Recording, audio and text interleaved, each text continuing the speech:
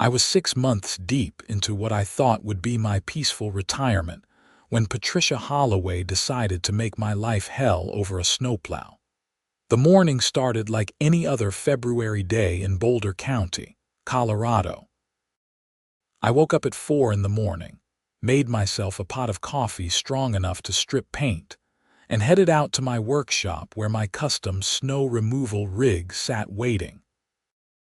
The beast was a modified Ford F550 with a 12-foot plow blade, hydraulic wings that extended another 4 feet on each side, and enough amber LED lights to guide aircraft.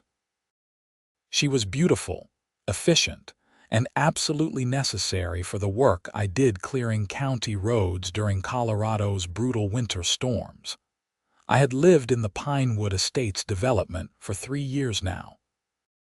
When I bought my property at the end of Ridgeline Drive, I specifically chose the corner lot because it offered direct access to County Road 42, which connected to the main highway.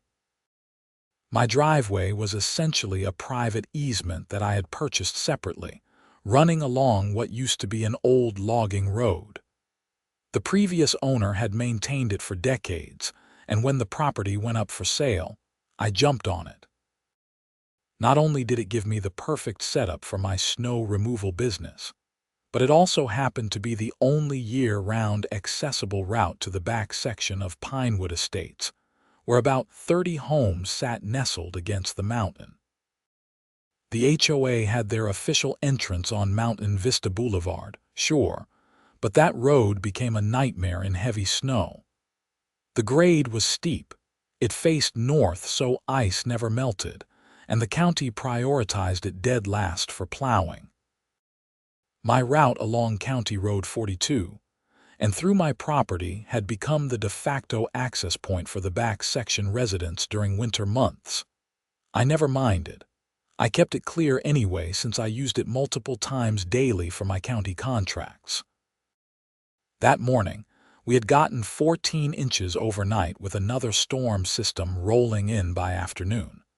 I needed to get out early to start my route.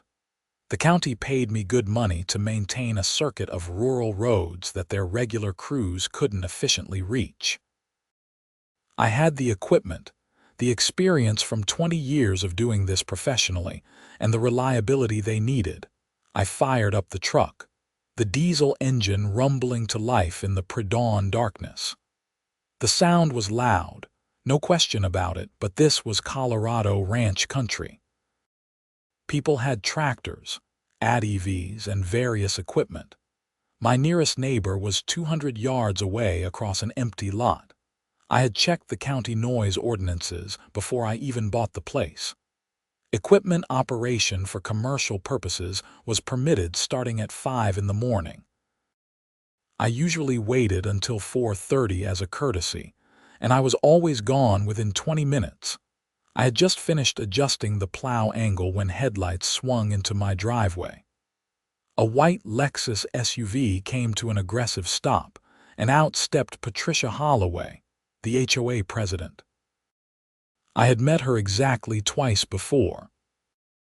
Once at a community meeting I had attended out of courtesy, and once when she knocked on my door to remind me that my trash cans needed to be stored out of sight, even though my property was specifically exempted from that rule due to wildlife considerations and my remote location. Patricia was 52, wore her blonde hair in that specific suburban style that required weekly salon visits, and had the kind of determined expression that came from winning too many petty battles. She marched toward me in her puffy white coat and designer boots that had never seen actual snow before this moment. "Excuse me," she called out, her voice sharp even over the rumble of my idling truck.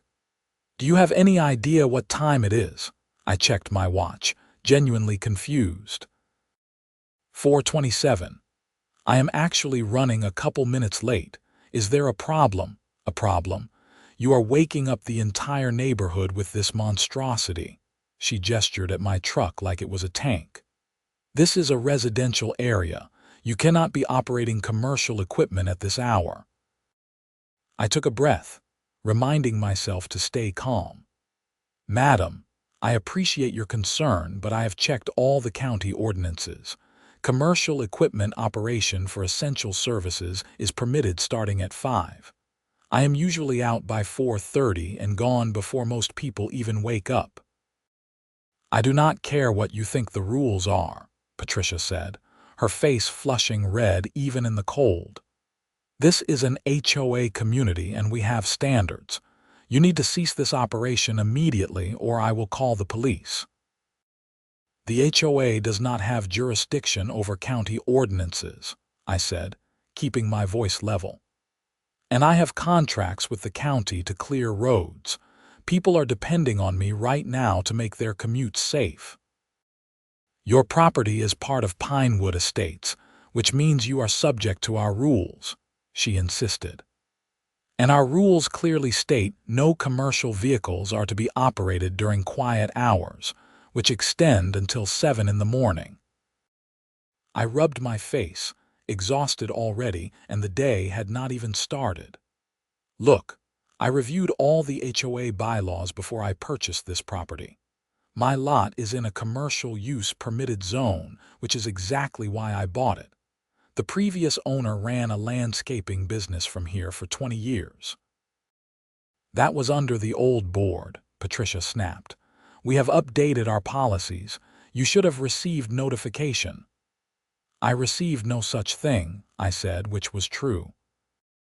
And even if you did send something, you cannot retroactively change zoning classifications that were part of the original deed. Her eyes narrowed. I am giving you one chance to turn that truck off and keep it off during quiet hours. If you do not comply, I will have no choice but to involve the authorities. I should have just driven away. I should have nodded, finished my plow route, and dealt with it later through proper channels. But I was tired, I had a job to do, and I was not about to be bullied on my own property over rules that did not apply to me. You do what you need to do, I said. But I have a job to get to. People are counting on me. I climbed back into my truck, engaged the plow, and headed down my driveway toward County Road 42. In my rearview mirror, I saw Patricia on her phone, gesturing wildly. I sighed and focused on the road ahead. The snow was deep and wet, perfect for packing down into dangerous ice if it was not cleared quickly. My first stop was County Road 42 itself, the main artery that connected 4 smaller communities to the highway. I worked systematically, the big plow blade pushing snow into the shoulder, the wing extensions cleaning right to the edge. It was meditative work, just me and the truck, and the white landscape gradually revealing black asphalt underneath. I was 2 hours into my route, having cleared about 8 miles of road, when I saw the flashing lights behind me. A Boulder County Sheriff's deputy pulled up, and I eased my rig to the side, making sure I was completely off the roadway. The deputy who approached was young, maybe late 20s, and he looked cold and annoyed at having to be out here. His name tag read Deputy Morrison. "Morning," I called out as I rolled down my window. "Morning," he replied, his breath fogging in the frigid air. I received a complaint about illegal operation of commercial equipment in a residential area. License and registration, please. I handed over my documents along with my county contractor ID. I am Owen Eckhart. I have a contract with Boulder County to maintain this road network. Have for 6 years now. Deputy Morrison examined the paperwork, his expression shifting from official to confused. You are the county contractor for this sector. That's right. Roads 42, 38, the connectors, and the access routes to the back developments. This is all part of my circuit. He handed back my documents. The complaint came from a Patricia Holloway. She said you were illegally operating equipment in her neighborhood before 5 in the morning, violating both county ordinances and HOA rules. I left my property at 4:32, which is within the acceptable window I have been using for 6 years without complaint. My property is zoned for commercial use. She is upset because she does not like the noise, but I am not violating any laws. The deputy looked down the road at the fresh plowed asphalt, then back at my truck with its county contractor plates and official markings. You are clearly conducting county business. Do you live in the HOA community she mentioned? Pinewood Estates, yes. But my property is on the edge, separate zoning with its own access. I bought it specifically because it was set up for this kind of work. Deputy Morrison shook his head slowly. I am going to be honest with you, Mr. Eckhart. This sounds like an HOA dispute, not a criminal matter. You are not violating any county ordinances that I can see. You are conducting essential services during a snow emergency. I will file a report stating as much. I appreciate that, Deputy. Word of advice, though, he added. Whatever is going on with your HOA, get it sorted through the proper channels. These things have a way of escalating and nobody wins when they do. He was right, of course. I thanked him and got back to work. But even as I continued my route, I could not shake the frustration. I had done everything right, checked every rule, bought the right property, maintained good relationships with my neighbors. And now Patricia Holloway wanted to create problems where none existed. By the time I finished my morning route and returned home around noon, there was a notice taped to my door. It was from the Pinewood Estates HOA, informing me that I was in violation of community standards and that I needed to appear at an emergency board meeting scheduled for that evening at 7 p.m. Failure to attend would result in fines and potential legal action. I crumpled the notice, then smoothed it back out. Fine. If Patricia wanted to do this officially, we would do it officially. I spent the afternoon gathering documents. I pulled my original property deed, which clearly showed the commercial use zoning. I printed out the county ordinances regarding equipment operation. I gathered my contracts with the county, complete with the routes I maintained. I compiled 6 years of county performance reviews, all excellent. I even pulled up the original HOA bylaws from when the community was established, which specifically exempted properties in the commercial zone from certain restrictions. The meeting was held at Patricia Holloway's house, which should have been my first red flag. Official HOA meetings were supposed to be held in neutral locations, usually the community center. But I was trying to be cooperative, so I showed up at 6:55 with my folder of documents. Patricia answered the door with a tight smile. Mr. Eckhart, thank you for coming. We are meeting in the dining room. The board consisted of Patricia and 2 other women I recognized from the community. There was Deborah Chen, the treasurer, who always seemed uncomfortable with Patricia's more aggressive tactics. And there was Margaret Sutton, the secretary, who nodded along with whatever Patricia said like a bobblehead. Please sit, Patricia said, gesturing to a chair that faced the 3 of them across the dining table. It felt less like a meeting and more like a tribunal. I want to start by addressing the incident this morning, Patricia began without preamble. Your operation of commercial equipment during quiet hours is unacceptable and violates our community standards. I have brought documentation, I said, opening my folder. My property is zoned for commercial use, which was clearly disclosed when I purchased it. The county ordinances permit equipment operations starting at 5 a.m. for essential services, and I typically start at 4:30 as a courtesy, which is within acceptable variance. Furthermore, the original HOA bylaws specifically exempt commercial zoned properties from quiet hour restrictions for legitimate business operations. I slid copies of everything across the table. Deborah picked them up and started reading. Margaret glanced at them but looked to Patricia for guidance.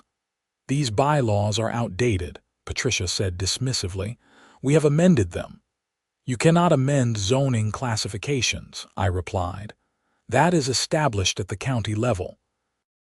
And any amendments to HOA bylaws require notification to all homeowners 30 days in advance with a voting period. I received no such notification." "We sent out notifications," Patricia insisted. "I received nothing." "And even if you did, you cannot retroactively enforce new rules without proper procedure. But more importantly, what you are asking me to do would violate my contracts with the county. I am required to maintain those roads. People depend on those roads being cleared." "Then you need to find different hours to operate," Patricia said. "The snow does not fall on a convenient schedule," I said, struggling to keep my frustration in check. "I clear roads during and immediately after storms.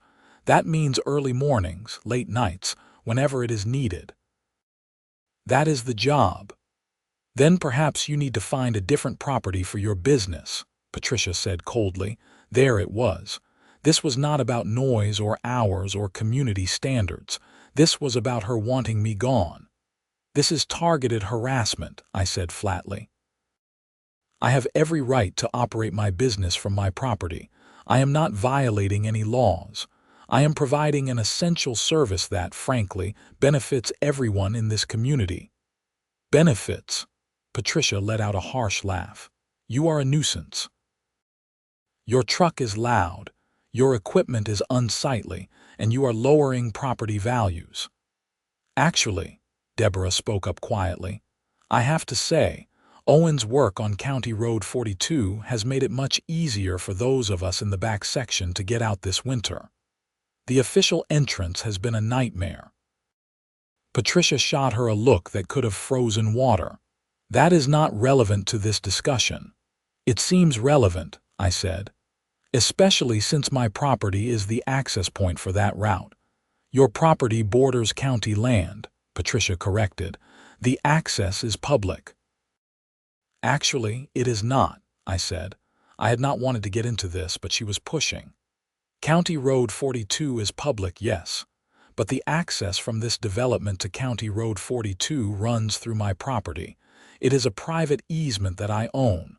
The room went very quiet. "What are you talking about?" Patricia demanded. I pulled out another document, the easement deed. "When I purchased my property, I also purchased the access easement. It is a private drive that connects the back section of Pinewood Estates to County Road 42. The previous owner maintained it as a courtesy to the neighbors.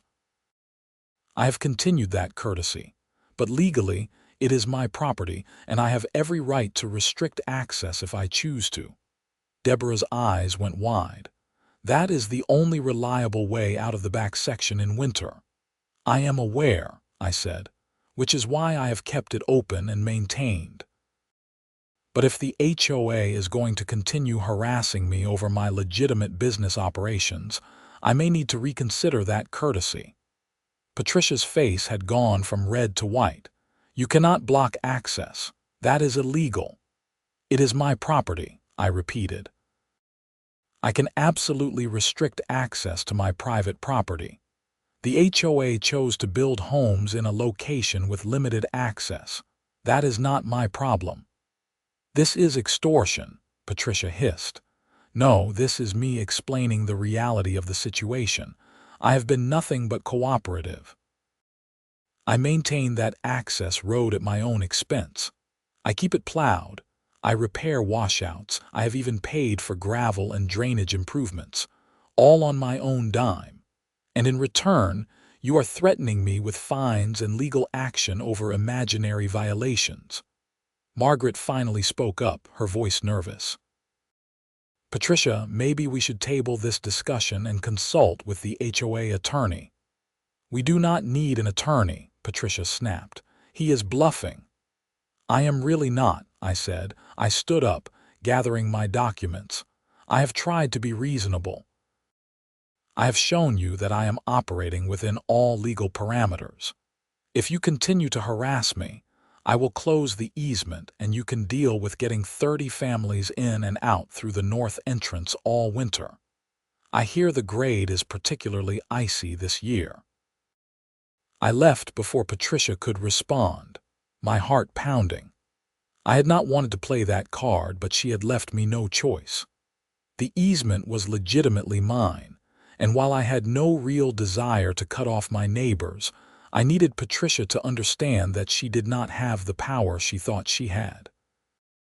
The next morning, I got up at my usual time and started my usual routine.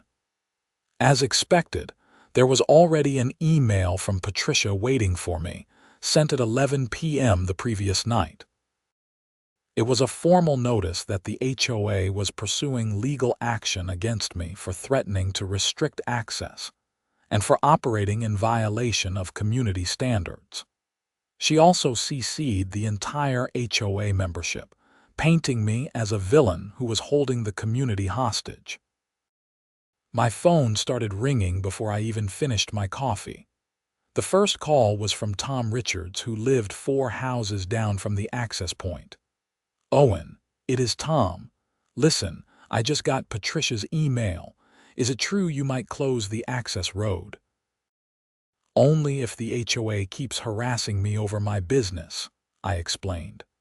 "I have been trying to work with Patricia, but she is threatening me with fines and lawsuits over things that are not even violations." "That is what I figured," Tom said. "Look, most of us have no problem with your truck. We barely hear it, and honestly, we appreciate having reliable access. Patricia is just on a power trip. Can I do anything to help? Honestly, if you and other homeowners want to push back on Patricia's claims, that would help. This should not even be an HOA matter." I got 6 more calls that morning, all from homeowners in the back section. Every single one of them sided with me. They appreciated the maintained access, they had no issues with my equipment noise, and they were frustrated with Patricia's aggressive tactics. But Patricia was not backing down. By that afternoon, I received a formal cease and desist letter from an attorney claiming to represent the HOA. It demanded I stop all commercial operations, remove my equipment from the property within 30 days, and pay $15,000 in fines for various alleged violations. I called my own attorney, Robert Keller, who I had used for business contracts over the years. "They do not have a case," Robert said after reviewing everything. "Your zoning is clear, your operations are legal, and they did not follow proper procedure for any bylaw amendments.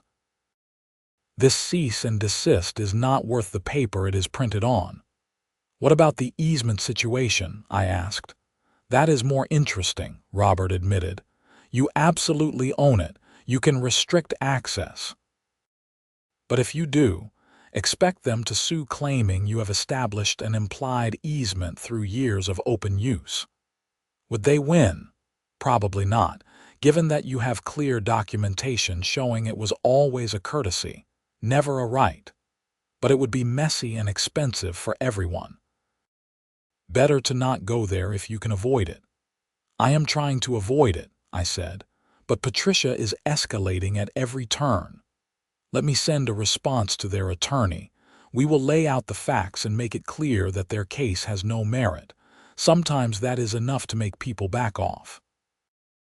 While the lawyers exchanged letters, the situation in Pinewood Estates got increasingly tense. Patricia sent out weekly emails to all homeowners about my ongoing violations. I kept meticulous records of my operations, time-stamping everything, keeping noise level measurements, documenting that I was well within legal limits. Then March arrived, and with it came the biggest storm of the season. The forecast was calling for 30 inches over 2 days, with high winds and dangerous conditions. The county activated emergency protocols and reached out to all contractors to be on standby. I prepped my rig and loaded up on supplies. This was going to be a long few days of nearly continuous plowing. I sent a courtesy email to the HOA letting them know I would be operating around the clock during the emergency and that county roads would be prioritized. Patricia's response came within 10 minutes. You are not authorized to operate during quiet hours. Violation of this directive will result in immediate legal action. I forwarded her email to Deputy Morrison and my attorney, documenting her attempt to interfere with emergency services, and then I got to work. The storm hit hard starting around 8 p.m. By midnight, we already had a foot down and it was coming faster. I was out in my truck, running my circuit, pushing snow, keeping the roads passable. Every pass took longer as the accumulation increased. I saw county emergency vehicles using my cleared routes, including an ambulance that needed to reach a house in the back section of Pinewood Estates. At 3 in the morning, my phone rang. It was Deborah Chen, the HOA treasurer. Owen, I am so sorry to bother you. I know you are working, but Patricia just called an emergency board meeting for tomorrow afternoon. She is pushing to get a vote to formally ban your operations and authorize the HOA to install a gate blocking your access to prevent you from using it as a commercial route. She cannot do that, I said, exhaustion making my words sharp. She cannot block my access to my own property. I know. I voted against even having the meeting, but she has Margaret in her pocket, and she has been working on some of the other homeowners, telling them you are threatening their safety by operating dangerous equipment. During a blizzard, I know it is insane. I just wanted to warn you. Some of us are going to fight this, but Patricia is relentless. I thanked Deborah and got back to work. The snow continued through the next day and into the following night. I grabbed sleep in 2-hour chunks, then got back out to keep the roads clear. I must have run my circuit 20 times over those 48 hours. When the storm finally broke, the entire county was buried under 32 inches. The main highways were a disaster. The city was overwhelmed, but my sector, the roads I maintained, were passable. Emergency services had clear routes. People could get to work, to hospitals, to stores. I received commendations from the county supervisor and the emergency management office. I also received another cease and desist letter from Patricia's attorney and a notice of a special HOA meeting to vote on emergency measures regarding commercial operations. The meeting was scheduled for a Saturday afternoon at the community center. I arrived to find the parking lot packed. Apparently, word had spread, and homeowners were turning out in force. Inside, the community room was set up with Patricia, Margaret, and Deborah at a front table, and rows of chairs filled with residents. I estimated at least 60 people, which was remarkable for a community of only 80 homes.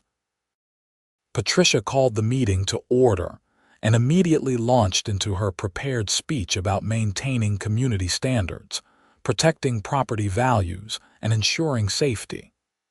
She made it sound like I was operating a toxic waste facility rather than plowing snow. We cannot allow commercial operations to endanger our families and disrupt our peace, she declared. Therefore, I am proposing that we formally ban all commercial vehicle operations within Pinewood Estates with immediate effect. Point of order, called out Tom Richards from the third row. Owen's property is not subject to the same restrictions as the residential zones. This was established when the community was founded. The bylaws have been updated, Patricia said tersely. Without proper notification or voting procedures, Tom countered.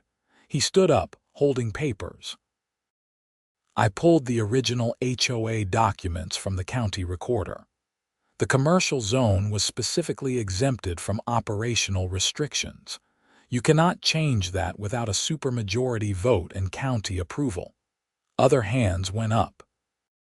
More homeowners spoke out, many of them from the back section who had come to rely on my maintained access route. Owen kept our roads clear during the worst storm in 5 years, one woman said. My daughter has asthma. If we had needed to get her to the hospital, we would have needed that access. The main entrance was completely impassable. My husband works at the hospital, another resident added. He has to get to work no matter the weather. Owen's route was the only way out. Patricia was losing control of the meeting, and I could see the panic in her eyes. This is not about the snow removal specifically. This is about unauthorized commercial operations, noise violations, and Mr. Eckhart's threats to cut off access to portions of our community. I never threatened to cut off access, I said, standing up. I explained that the access route is my private property and that I have been maintaining it as a courtesy. I said that if the HOA continued to harass me with baseless complaints and legal threats, I would need to reconsider that courtesy. That is not a threat. That is a statement of fact about my property rights. You are holding the community hostage, Patricia said. No, you are harassing a homeowner who has done nothing wrong, I replied. I have provided documentation proving I am operating legally. I have county contracts. I have been commended for my work during the recent emergency. You have sent me cease and desist letters, threatened me with fines, and attempted to interfere with emergency operations during a blizzard. If anyone is in the wrong here, it is not me. The room erupted in arguments. Some people supported Patricia, mostly those who lived near the front entrance and were not affected by the access issues. But the majority seemed to side with me, particularly after the recent storm had demonstrated the value of my work. Deborah finally called for order. I move that we table this discussion and hold a proper vote at next month's regular meeting, with all homeowners properly notified and with time to review all relevant documents and legal opinions. Seconded, called several voices. Patricia looked ready to explode, but she had no choice. The vote to table passed overwhelmingly.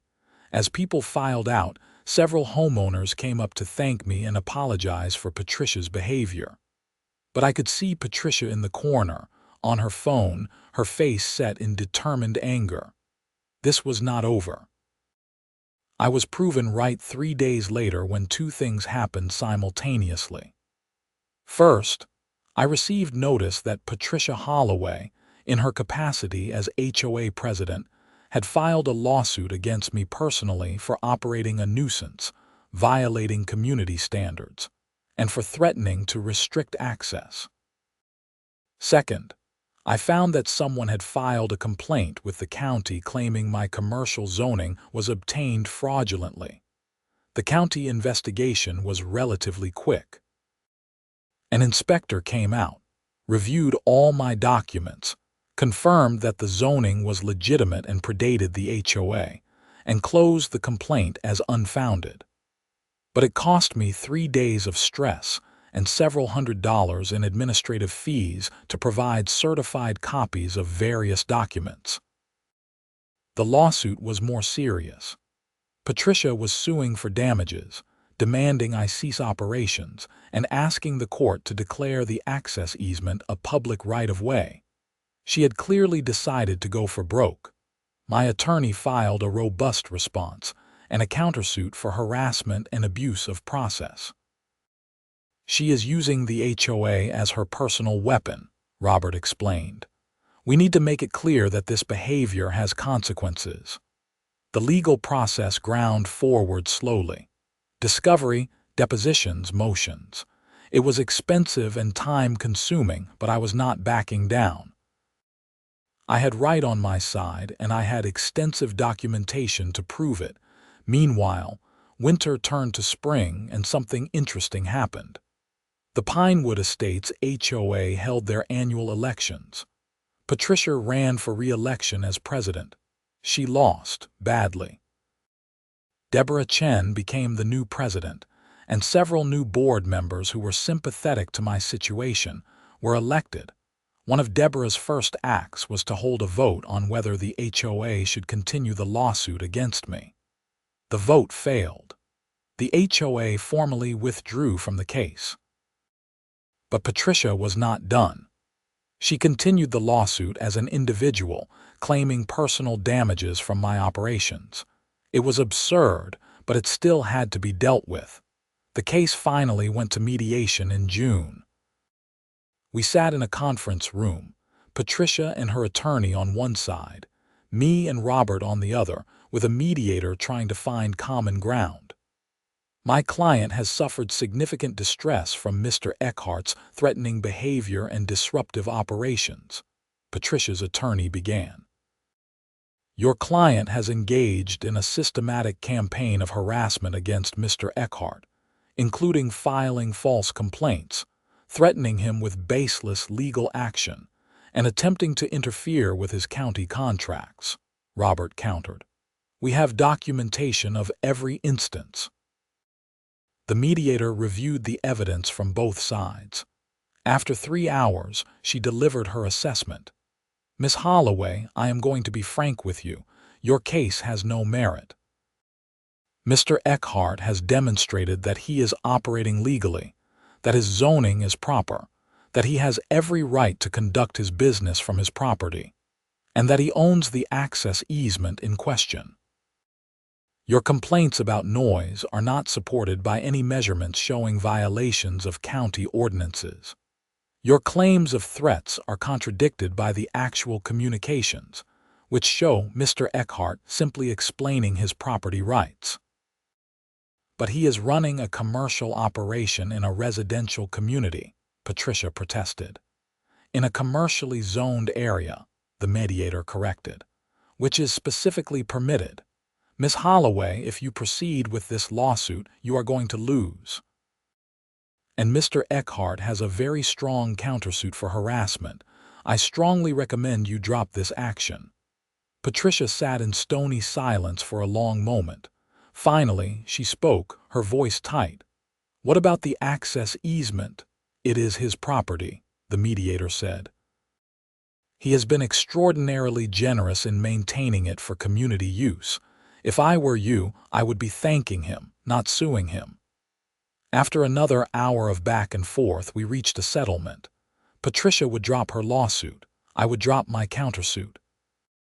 Patricia would sign a document acknowledging my right to operate my business from my property. And the HOA, under its new leadership, would formally recognize the access easement as my private property, maintained as a courtesy to the community. It was not everything I wanted. I would have preferred a formal apology and compensation for my legal fees. But it was enough to end the conflict and let me get back to my life. The following winter, I continued my snow removal work without incident. The new HOA board even sent out a community email thanking me for my service during a particularly bad storm in January. Patricia Holloway had mostly disappeared from community activities, having lost her power base. But there was one final twist to the story. In March, I received a call from Deputy Morrison, the same officer who had responded to Patricia's initial complaint about my truck. Mr. Eckhart, this is probably going to sound strange, but I need to ask you some questions about your easement access and the routes you plow. Okay, I said cautiously. We have been investigating some property boundary disputes in your area, and something has come up involving Miss Holloway. Do you remember back when she threatened to have the HOA install a gate to block your access? Yes, she mentioned it at one of the meetings. Did she ever follow through on that? No, the new board shut it down once they took over. That is what I thought. But we have received reports that someone installed survey markers and cleared brush along that easement route without permission. The markers are placed in a way that would suggest the easement is county property, not private. We pulled the records and confirmed it is definitely your private easement. Then we checked recent permits and found that someone applied for a county permit to install a gate, claiming the route was public access that was being illegally blocked. My stomach dropped. Let me guess. Patricia Holloway. She filed under her name and forged documents claiming to be acting on behalf of the county road department. When the county started processing the permit, they flagged it because they had no record of any such request from the actual road department. That is when they started investigating. So she tried to frame it as a county project to get around the fact that it is my property. That is what it looks like. Forging government documents and making false statements on official permits are serious crimes. We are building a case now. I sat down heavily. I knew she was obsessed with this, but I did not think she would go that far. People do strange things when they feel like they are losing control, Deputy Morrison said. I wanted to give you a heads up because you will probably be called as a witness if this goes to trial. 2 months later, Patricia Holloway was charged with forgery, fraud, and making false statements to government officials. The evidence was overwhelming. She had created fake county letterhead, forged signatures, and submitted documents claiming the county was seeking to establish public control over my easement. She had even hired a surveyor and paid him to install markers, telling him it was a county project. The trial was brief. Patricia tried to argue that she was acting in the community's best interest, but the judge was not sympathetic. Miss Holloway, you do not get to forge government documents because you are unhappy with your neighbor's business. You do not get to impersonate county officials because you want to control property that is not yours. These are serious crimes that undermine public trust in government institutions. She was convicted on all counts. The judge sentenced her to 18 months in prison, with credit for time served, and 3 years of probation.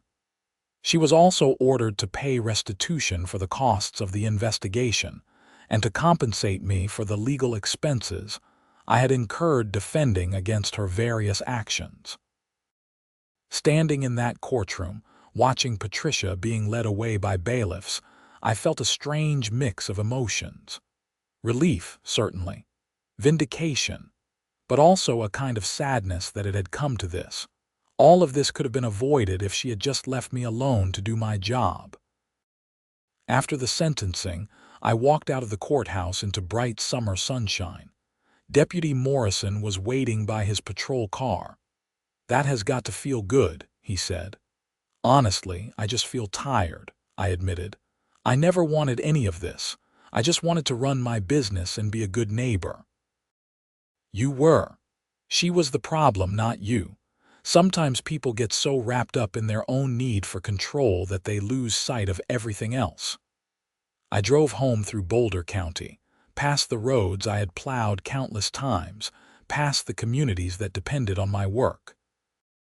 When I turned onto my property, down the driveway that had caused so much conflict, I felt a sense of peace settle over me. The new HOA board had actually formalized an agreement regarding the easement. In exchange for my continued maintenance of the access route, the HOA paid me a modest annual fee and agreed to never again challenge my right to operate my business. It was fair, it was documented, and it gave me security. That following winter was one of the best I had experienced. No harassment, no complaints, no drama. Just me and my truck and the snow doing the work I loved. Homeowners would wave when they saw me out plowing. Some would leave thermoses of coffee by the access route with thank you notes attached. I ran into Deborah Chen at the grocery store one afternoon in November. "Owen, I have been meaning to thank you," she said, "for not closing off that access route during all of the craziness. I know you had every right to, and it would have made your life easier." "I could not do that to the families back there," I said. "They were not the problem. Patricia was. Still, it says something about your character. A lot of people would have lashed out. "I just wanted to do my job," I said. "That is all I ever wanted," she smiled. "Well, the community appreciates it. We have been putting together a proposal for a formal agreement to potentially purchase that easement from you, if you would ever be interested in selling. It would give the HOA permanent access rights and would compensate you fairly for the property and all the improvements you have made." "I might be interested in discussing that," I said, "but I want to make sure any agreement protects my right to operate my business." "Absolutely. That is explicitly included in the proposal. We learned our lesson about trying to control what people do on their own property." The proposal came through in December, and after some negotiation, we reached an agreement. The HOA would purchase the easement for a fair market price. I would retain a permanent right-of-way for my commercial operations, protected by deed restrictions that could never be changed. The HOA would take over maintenance of the access route, which would save me time and money. And I would continue to provide priority snow removal service to that route as part of my county contracts. It was a solution that worked for everyone, the kind of reasonable compromise that should have been reached from the beginning if Patricia had been willing to communicate instead of trying to control. I signed the papers in January, sitting in Deborah's dining room with the new board members and our respective attorneys. As I put pen to paper, I thought about everything that had happened over the past 2 years. The conflicts, the stress, the legal battles, and ultimately Patricia's criminal behavior and conviction. "You know what the craziest part of all this was?"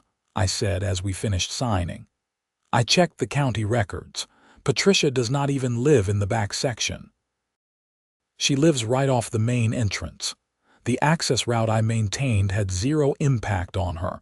She could not even hear my truck from her house." Deborah laughed, but it was tinged with bitterness. "That is Patricia. It was never about the actual issues. It was about her need to control everything and everyone. She could not stand that you had something, your property and your business, that was outside her authority." "Well, it cost her everything in the end," Margaret Sutton said quietly. She had been voted off the board after her unwavering support of Patricia's increasingly unhinged actions, but she had been invited to this signing as a courtesy.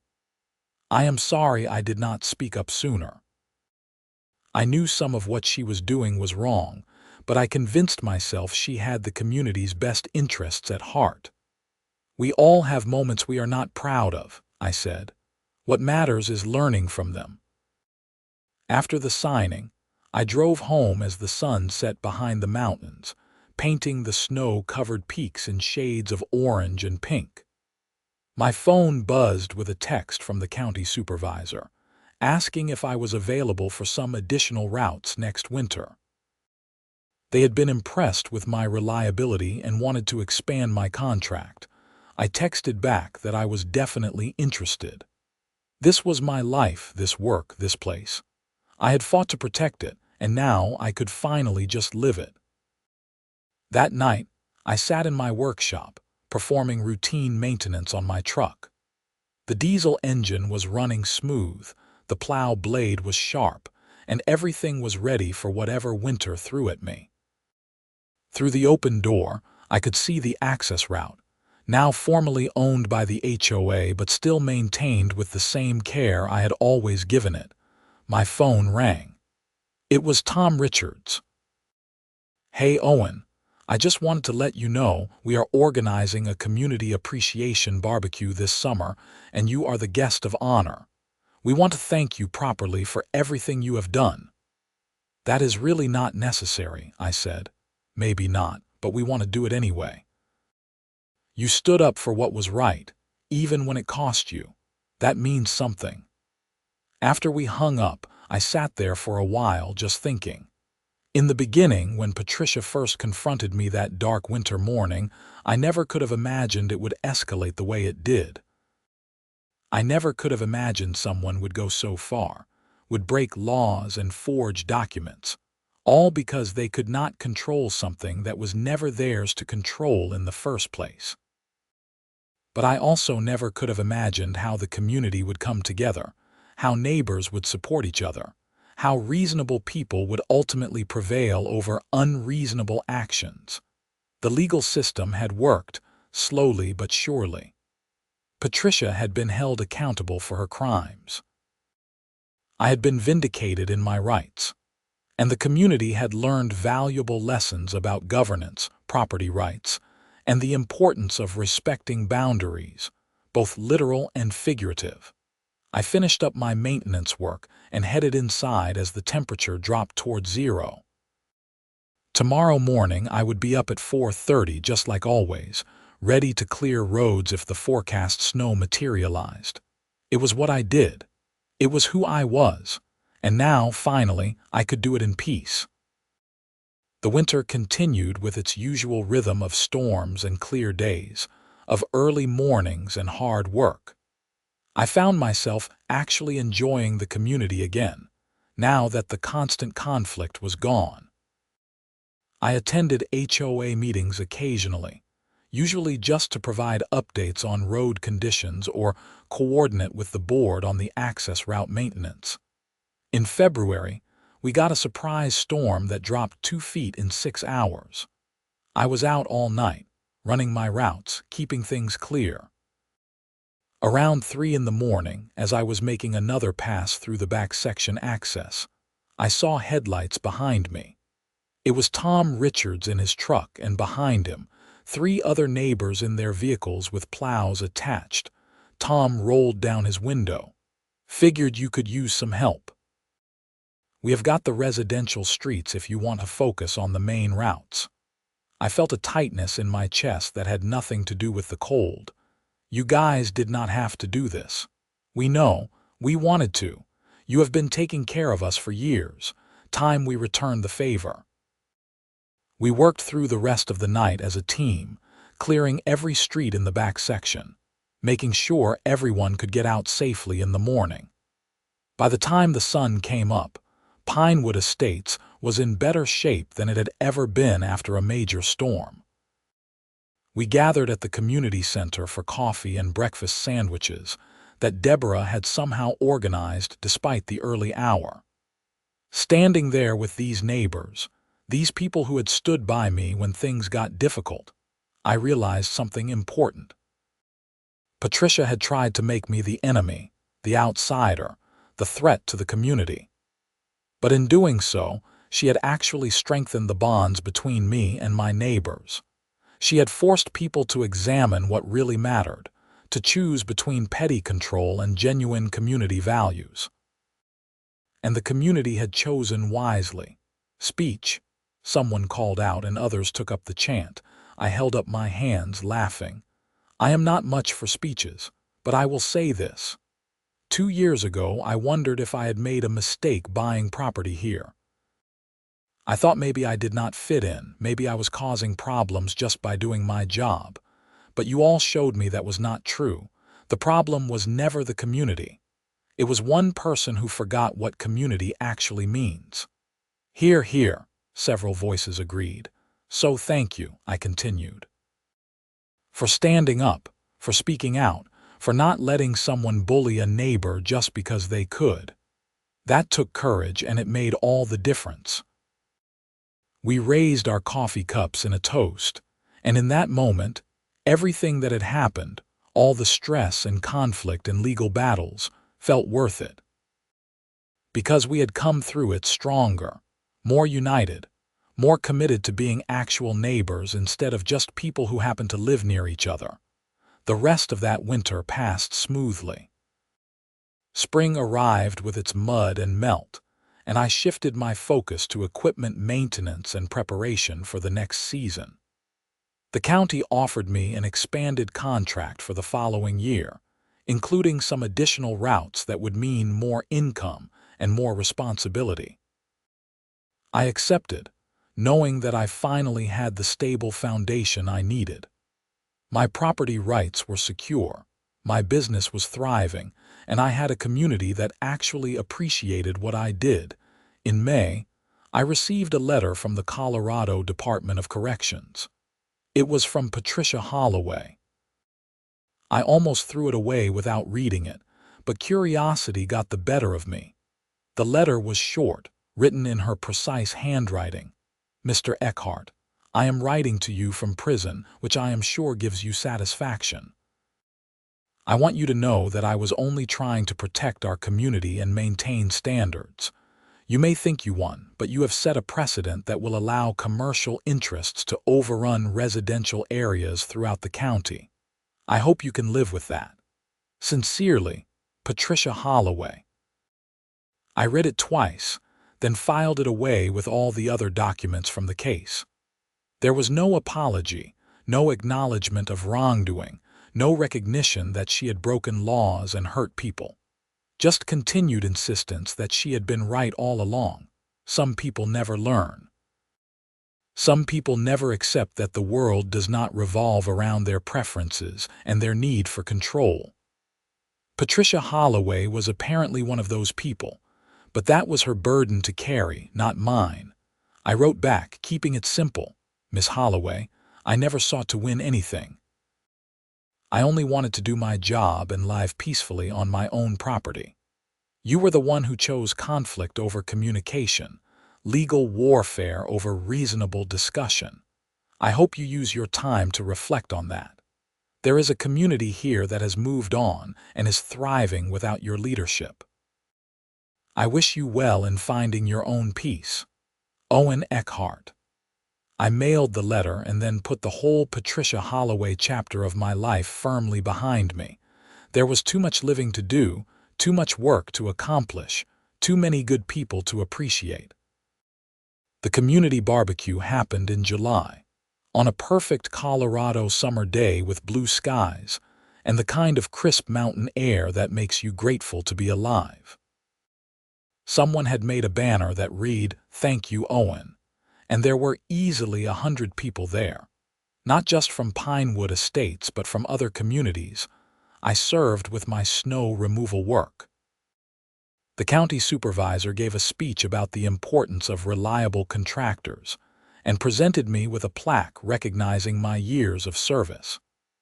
Tom Richards presented me with a custom-made metal sign for my workshop that read, "Eckhart Snow Removal, keeping Colorado moving since 2015. But the best moment came when a little girl, maybe 7 years old, came up to me with a drawing. It showed a big truck with a plow pushing snow and a stick-figure driver with a smile. At the bottom, in careful letters, she had written, "Thank you for clearing the road so my daddy could get to work." "This is beautiful," I told her. "What is your name?" "Emma," she said shyly. "My daddy says you are a hero because you work when it is cold and dark so other people can be safe." I knelt down to her level.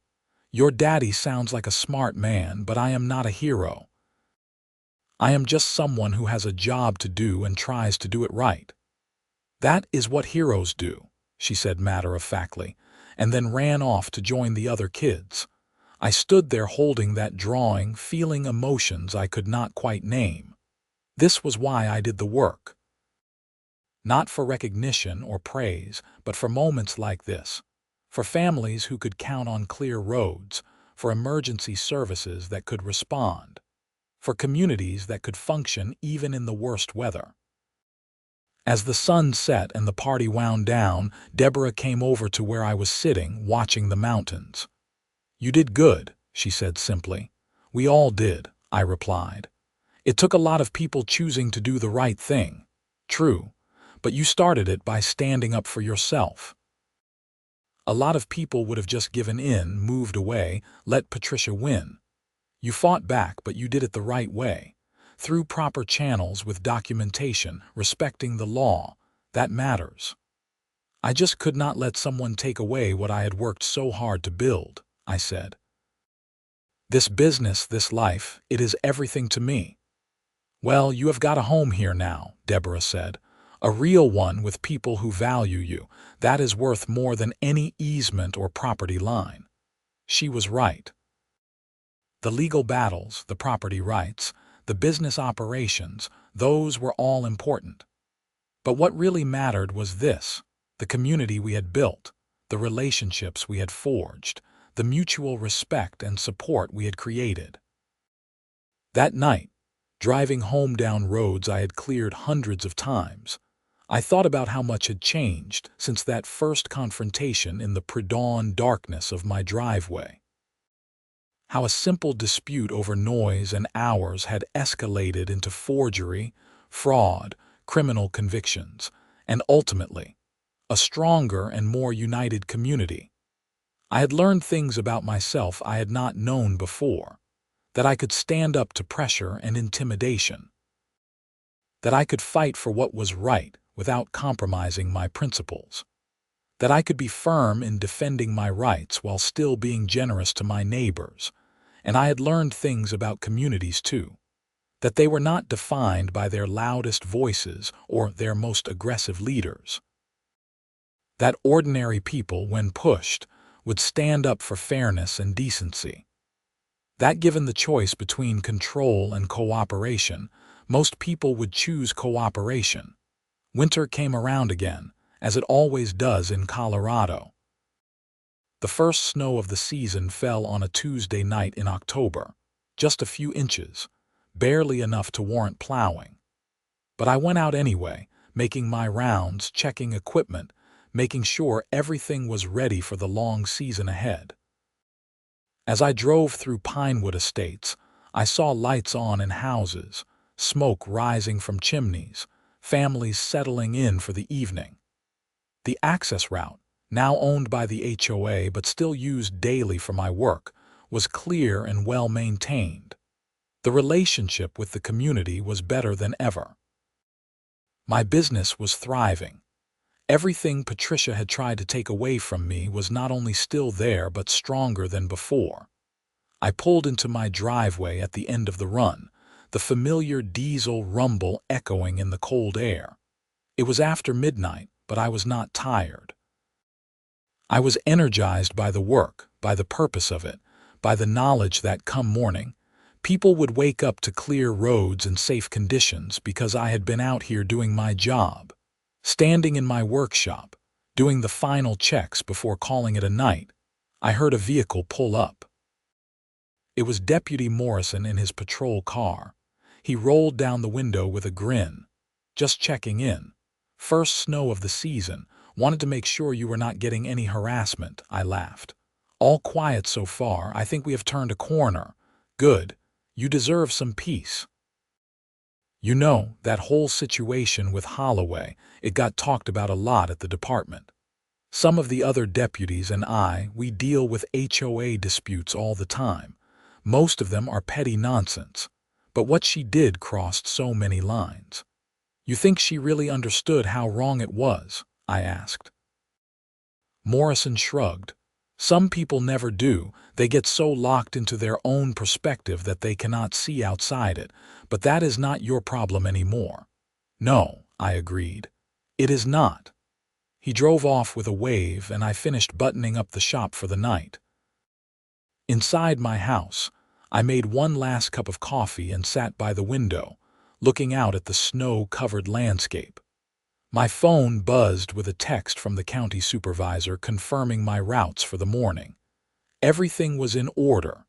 Everything was as it should be. I thought about Patricia, serving her sentence, still convinced she had been right. I thought about all the homeowners who had stood up for me. I thought about Emma and her drawing of my truck. I thought about years of winter mornings ahead, of storms to clear, of roads to maintain, of communities to serve. This was my life. This was my work. This was my home. And no one, not Patricia Holloway or anyone else, could take that away from me. The snow continued to fall outside, gentle and persistent, blanketing everything in white. Tomorrow I would be out there again, doing what I did best, keeping the roads clear and the county moving. But tonight, I just sat and watched the snow and felt grateful for the journey that had brought me here, for the battles fought and won, for the community that had rallied around me, and for the peace that came from knowing I had stood up for what was right. Outside, my snow removal rig sat ready and waiting, orange lights gleaming in the darkness, a beacon of service and reliability. That truck had been at the center of so much conflict, had been called a nuisance and a danger and a threat. But really, it was just a tool for doing good work, for helping people, for making a difference, just like me. And that, in the end, was all that mattered.